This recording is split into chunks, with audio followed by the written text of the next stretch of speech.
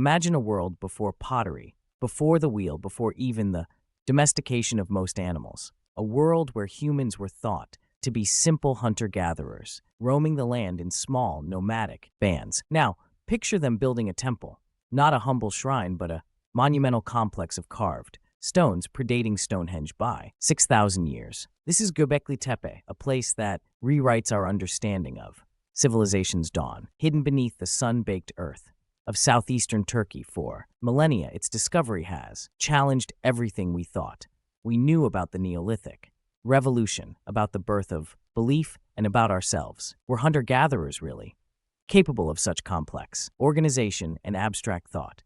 The answer, etched in stone, will change the way you see the ancient world. This is the story of Göbekli Tepe, the world's oldest temple, a place where the seeds of civilization were sown. Göbekli Tepe, translating to Potbelly Hill in Turkish, rises subtly from the Harran Plain, a landscape now characterized by its flat agricultural fields stretching towards the horizon. For centuries, local farmers tilled this land, unaware of the immense secrets buried beneath their feet. These gently undulating hills, seemingly natural formations, held the key to unlocking a pivotal moment in human history. This region, straddling the Fertile Crescent, a cradle of agriculture and early civilization, was already known for its rich archaeological tapestry. But Göbekli Tepe was different. The initial discoveries were almost accidental. In the 1960s, a joint Turkish-American team identified the site as potentially Neolithic, but dismissed it as unimportant, assuming the unusual hill was simply a Byzantine-era cemetery. Fragments of flint tools and broken limestone slabs littered the surface, but their significance remained unrecognized. It wasn't until 1994 when Klaus Schmidt, a German archaeologist from the German Archaeological Institute, visited the site that the true potential of Göbekli Tepe began to emerge. Schmidt immediately recognized the unusual concentration of flint artifacts and the telltale signs of artificial structures. He saw beyond the scattered stones and envisioned a complex, monumental site unlike anything previously discovered. Excavations began in 1995, and the findings were nothing short of revolutionary. What emerged from the earth was a series of circular and oval enclosures constructed with massive T-shaped limestone pillars. These pillars, some weighing up to 16 tons and reaching heights of over 5 meters, were meticulously carved with depictions of animals: foxes, lions, vultures, snakes, scorpions, and boars. Some pillars also feature abstract symbols and geometric patterns, their meanings still debated and interpreted by researchers. The craftsmanship is astonishing, especially considering the tools available to the builders. These weren't rudimentary scratchings, these were sophisticated carvings executed with a remarkable level of artistic skill and precision. The structures themselves are just as remarkable as the artwork they bear. The earliest layers, designated as Layer 3, consist of these large, circular enclosures. Each enclosure is defined by a ring of T-shaped pillars with 2 larger pillars standing prominently in the center. These central pillars are believed to be anthropomorphic, representing stylized human figures, possibly deities or ancestral spirits. Interestingly, the pillars lack identifiable facial features, adding to their enigmatic presence. The floors of these enclosures are made of polished terrazzo, a type of concrete-like material created from burnt lime and clay. This early form of concrete technology predates the Roman Empire by thousands of years, showcasing the builders' ingenuity and technological prowess. As the site was used and reused, the older enclosures were intentionally backfilled with stone rubble and debris, burying the pillars and effectively sealing them off. New, smaller rectangular structures, designated as Layer 2, were then built on top of the filled-in enclosures. These later structures were less elaborate than the earlier ones, suggesting a possible shift in the site's function or the priorities of its builders. Finally, the entire site was deliberately buried sometime around 8000 BCE for reasons that remain a subject of intense speculation. Why would a community invest so much time and effort into building such a monumental complex only to intentionally bury it? Was it a ritualistic act, a way of decommissioning the site? Or was it a pragmatic decision to protect it from the elements or potential enemies? The answer, like so much about Göbekli Tepe, remains elusive. The placement of Göbekli Tepe is also significant. Located on a prominent hilltop, the site would have been visible from a considerable distance, serving as a landmark for the surrounding communities. The Heron Plain, while now largely deforested, would have been a richer, more fertile landscape during the Neolithic period, supporting a diverse range of plant and animal life. The proximity to important resources such as flint deposits and water sources would have been crucial for the site's construction and maintenance. The choice of limestone as the primary building material is also telling. Limestone is a relatively soft stone, making it easier to carve, but it is also durable enough to withstand the elements for thousands of years. The prevailing interpretation of Göbekli Tepe is that it served as a religious or ceremonial center, a place where hunter-gatherer communities gathered to perform rituals, celebrate feasts, and reinforce social bonds. The animal depictions on the pillars are thought to represent the spiritual world, possibly totemic animals associated with different clans or lineages. The absence of domestic architecture and evidence of permanent habitation suggests that the site was not a settlement in the traditional sense. Instead, it was likely a special purpose site visited periodically by people from surrounding regions. However, this interpretation is not without its critics. Some archaeologists argue that the site may have served a more practical function, such as a communal hunting ground or a place for storing food surpluses. They point to the abundance of animal bones found at the site, evidence of large-scale feasting, but argue that this feasting was primarily driven by practical needs rather than religious beliefs.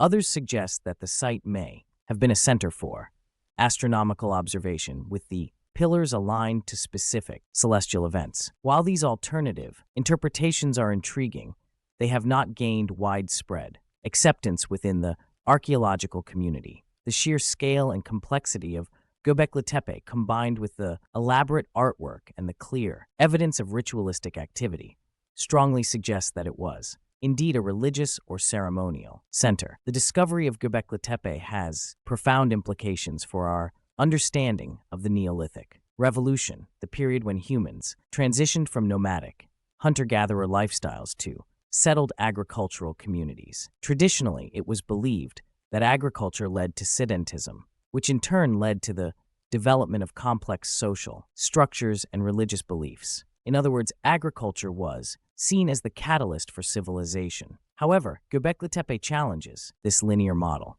The site was built by hunter-gatherers before the widespread adoption of agriculture. This suggests that the impetus for building monumental structures and developing complex social organization may have arisen from religious or ideological motivations rather than purely economic or practical ones. The effort required to build Göbekli Tepe would have been immense, demanding a high degree of coordination and cooperation among different groups. It suggests that these hunter-gatherer communities were far more sophisticated and organized than previously believed.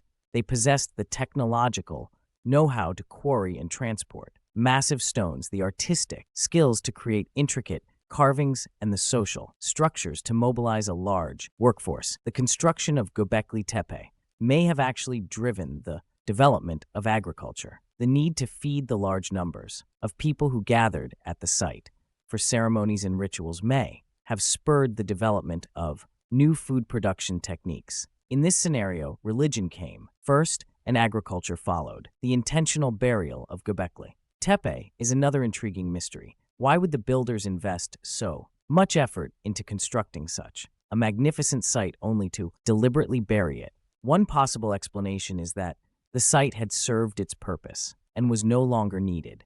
Perhaps the beliefs and rituals associated with Göbekli Tepe had changed, or perhaps the social structures that supported its construction had dissolved. Another possibility is that the burial was a symbolic act, a way of decommissioning the site and returning it to the earth.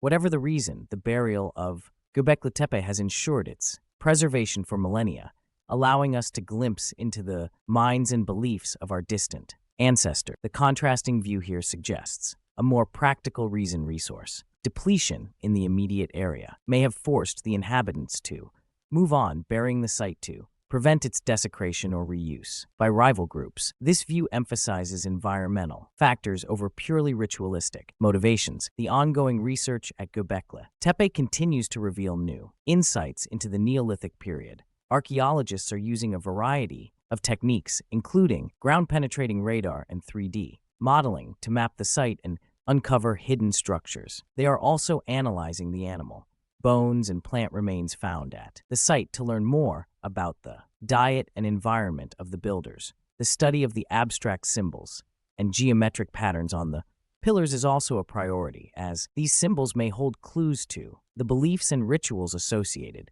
with Göbekli Tepe. The challenge lies in interpreting these symbols without the benefit of written records or direct cultural connections. Scholars are drawing comparisons to other Neolithic sites and to the iconography of later Mesopotamian cultures, but the meanings of the symbols remain largely enigmatic. The subjective nature of interpreting prehistoric symbolism inevitably leads to different viewpoints, with some researchers emphasizing astronomical interpretations and others focusing on shamanistic or animistic beliefs. The debate surrounding these interpretations is lively and ongoing. Göbekli Tepe is more than just an archaeological site. It is a window into the human spirit.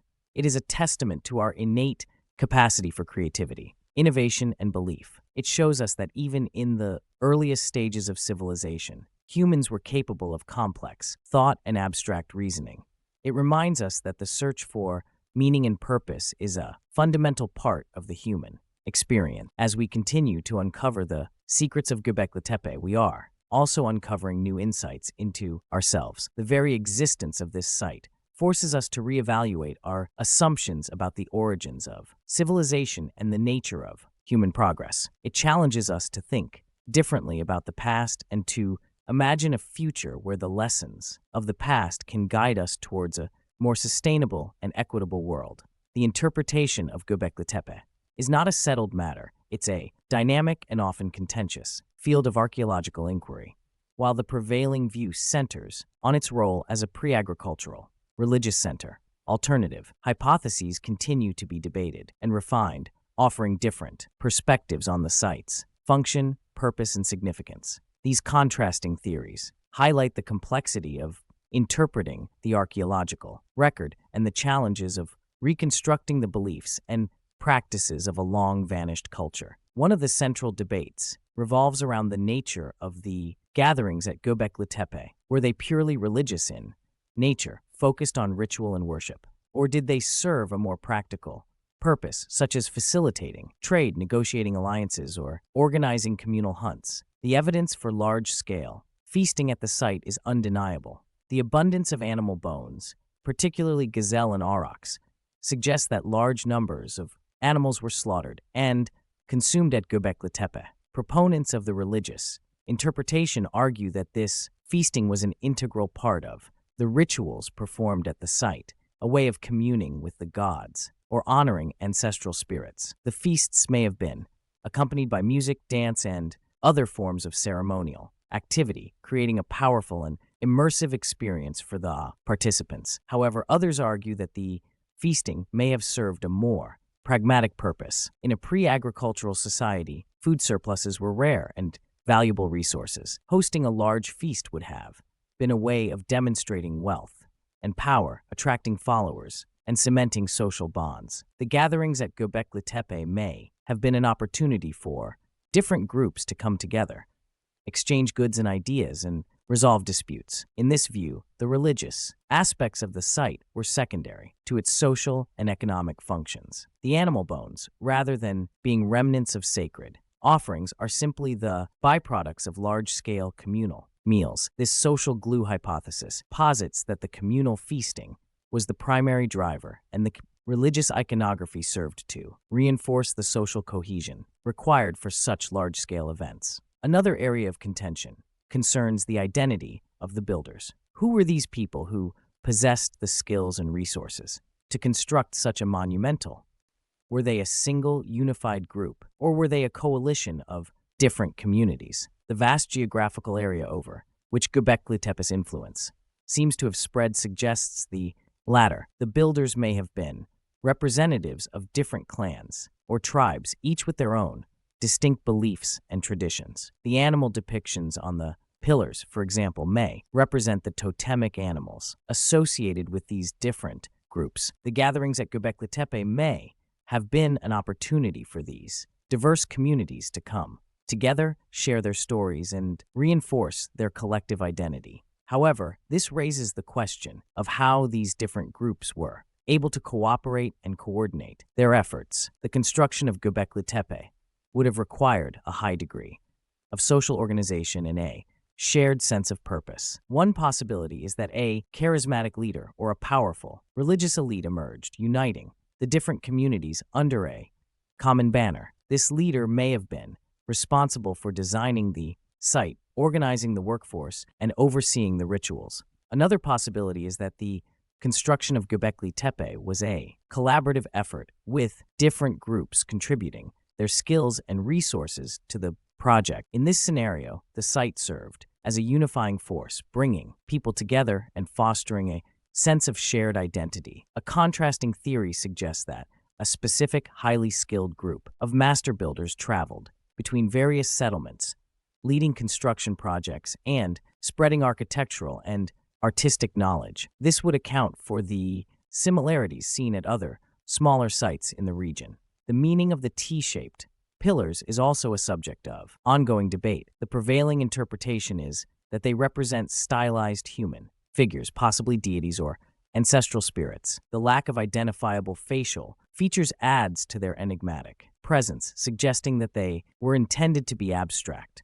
representations rather than realistic portraits. Some researchers believe that the pillars were deliberately designed to be ambiguous, allowing individuals to project their own beliefs and interpretations onto them.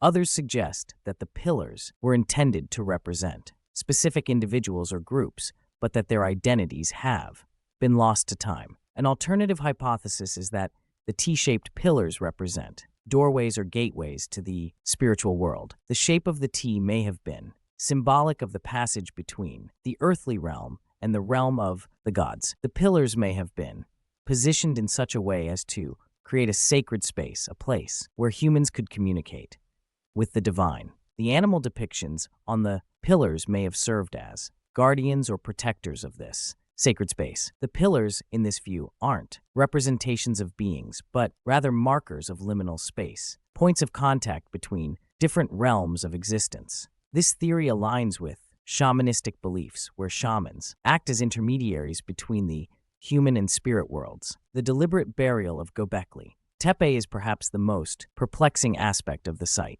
Why would the builders invest so much effort into constructing such a monumental complex only to deliberately bury it? Several explanations have been proposed, ranging from ritualistic acts to pragmatic decisions. One possibility is that the site had served its purpose and was no longer needed. Perhaps the beliefs and rituals associated with Göbekli Tepe had changed, or perhaps the social structures that supported its construction had dissolved. The community may have simply moved on, abandoning the site to the elements. Another possibility is that the burial was a symbolic act, a way of decommissioning the site and returning it to the earth. The act of burial may have been intended to purify the site, prevent it from being desecrated or misused. The builders may have believed that by burying the site, they were ensuring its continued sanctity. This resonates with the idea of cyclical time and renewal, common in many ancient cultures. However, a contrasting view suggests a more practical reason. The surrounding environment may have become degraded due to overexploitation, deforestation, soil erosion, and the depletion of local animal populations may have forced the inhabitants to abandon the site and seek out new resources. Burying the site may have been a way of concealing it from potential rivals or preventing it from being looted. The connection between Göbekli Tepe and the subsequent development of agriculture is another area of intense debate. As previously mentioned, prevailing view is that Göbekli Tepe predates the widespread adoption of agriculture, challenging the traditional model that agriculture led to sedentism and complex social organization. However, some researchers argue that the relationship between Göbekli Tepe and agriculture may be more complex and nuanced. It is possible that the construction of Göbekli Tepe actually spurred the development of agriculture, as the need to feed the large numbers of people who gathered at the site for ceremonies and rituals may have driven the development of new food production techniques. In this scenario, Göbekli Tepe served as a catalyst for the Neolithic revolution, accelerating the transition from hunter-gatherer lifestyles to settled agricultural communities. The site in this view wasn't just a religious center, it was an engine of social and economic change. However, a counter-argument posits that the initial cultivation efforts near Göbekli Tepe were primarily intended to provide specific plants for rituals such as psychoactive substances or ingredients for ceremonial meals. This ritual agriculture hypothesis suggests that agriculture wasn't initially driven by the need for sustenance, but rather by the desire to enhance religious experiences. This theory diminishes Göbekli Tepe's role as a driver of widespread agricultural adoption. Finally, the role of climate change in the rise and fall of Göbekli Tepe is also a subject of ongoing investigation. The Younger Dryas, a period of abrupt climate change that occurred around 12,900 to 11,700 years ago, may have had a significant impact on the environment of southeastern Turkey. The Younger Dryas was characterized by a sudden return to glacial conditions, leading to colder temperatures and drier conditions in many parts of the world.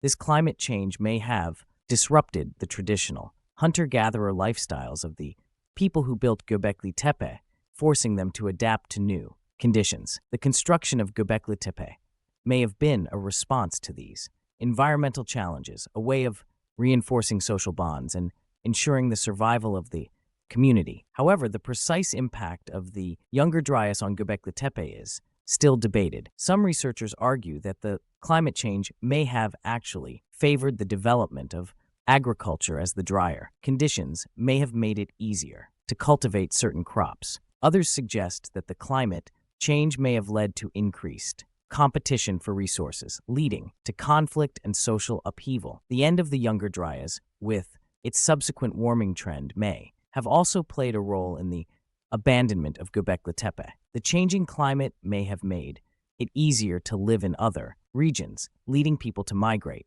away from the site.